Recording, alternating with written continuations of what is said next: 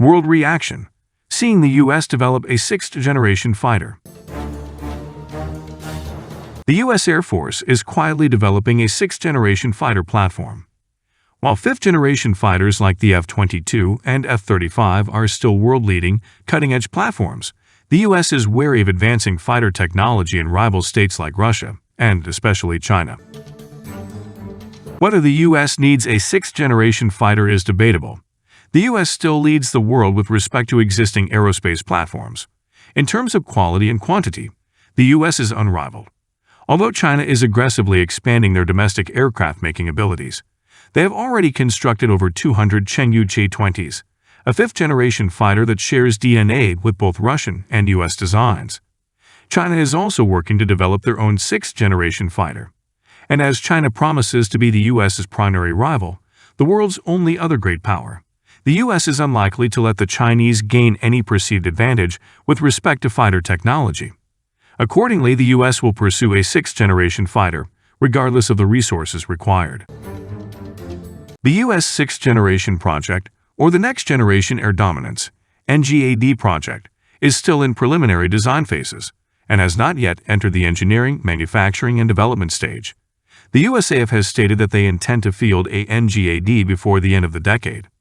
Given that 2022 is almost over, and the jet is still in the design phase, some observers are wondering if the USAF's timeline is still feasible.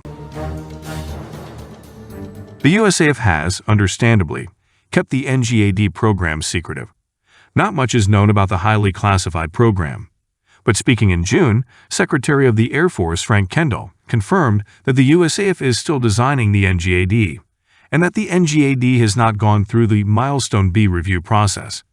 Milestone B marks the completion of a program's technology maturation phase and the formal start of an acquisition program, Defense News reported. When the service takes its preliminary design and focuses on system integration, manufacturing processes, and other details ahead of production. Outsiders are not particularly confident the NGAD program will be in the air before the end of the decade. Heritage Foundation fellow and former USAF pilot John Venable told Defense News it could happen by 2030, but the odds are against it happening.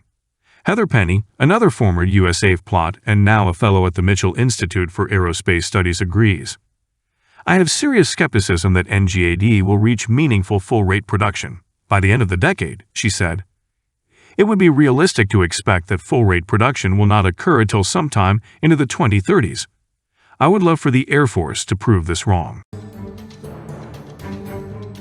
Still, all debate is focused on when the NGAD will be operational, and when it is operational, what the platform will actually be capable of. No one seems too concerned with the question of whether we need the NGAD in the first place. The myopic focus on forging ahead and developing newer, better military technology is nothing new, certainly not in the aerospace realm. The U.S. has been pedal to the metal with respect to churning out new and improved aerospace designs since World War II or so. Maintaining an edge over our competitors in the air is something that U.S. military leaders are completely fixated on. One wouldn't expect that to change now, with another great power ascending to challenge U.S. unipolarity for the first time in the 30 years since the fall of the Soviet Union.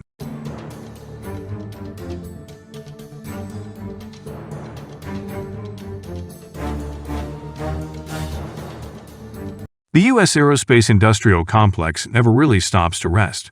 When the NGAD is operational, whenever that is, the U.S. will pivot seamlessly into designing their seventh-generation fighter without a moment's rest.